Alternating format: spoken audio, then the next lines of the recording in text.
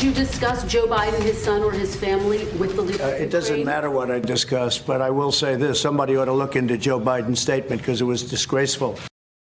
The investigation the president's referring to dates back to when Joe Biden was vice president and his son Hunter was working for a Ukrainian energy company. Here to explain how we got where we are, someone who has spoken extensively with Hunter Biden, Adam Entous, the veteran journalist and staff writer for The New Yorker. So, Adam, make the turn from hunter-gatherer, you'll forgive me, to hunter-whisperer, and tell us about Hunter Biden. What was he doing in Ukraine? Was it on the up and up, in your view, and how much did Joe Biden know? So one of Hunter Biden's business partners had met an oligarch who was running Burisma, the Ukrainian gas company, and he offered his Hunter's associate a position on his board. And as part of that, eventually that same executive offered to bring Hunter on the board. The rule that Hunter had was that he didn't tell his father about his clients. He didn't tell his father about these things, and his father didn't ask. It was sort of a don't ask, don't tell policy. So Hunter took the job, which was quite lucrative, and he didn't tell his father, and he didn't consult. And then the news broke in the newspaper, in the Wall Street Journal, in 2014. But it's unclear whether Joe Biden even saw the reports at the time. And it wasn't until much later that one of his State Department advisors briefed him on Hunter's role with the company. And what did the people around, was anyone saying, look, Mr. Vice President, this is a bad look, notwithstanding any agreement you have with your son, don't ask, don't tell? No, they didn't feel comfortable saying that to Joe Biden.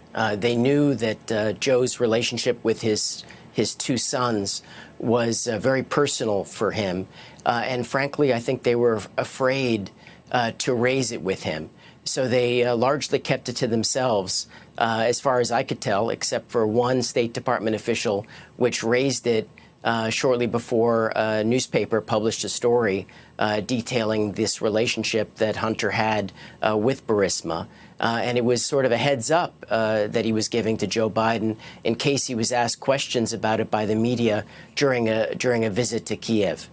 I'm sorry to ask you to come to a judgment, but in your view, do you think we'll hear from Hunter Biden before this is over?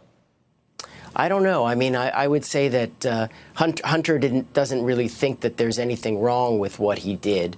Many people at the State Department who were working on Ukraine thought that it was very problematic because here we were, Joe Biden in particular, taking the lead, trying to tell the Ukrainians that they needed to combat corruption. And here you had the son of the vice president who had this lucrative role with this company.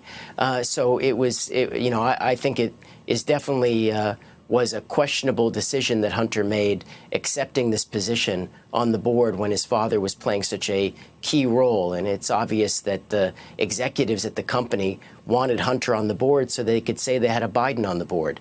That said, what Giuliani and what the president have done to try to get a foreign government, especially one that is historically weak against the Russians, having the United States put that kind of pressure on them to effectively dig up dirt on Hunter is a totally different level of questionable behavior.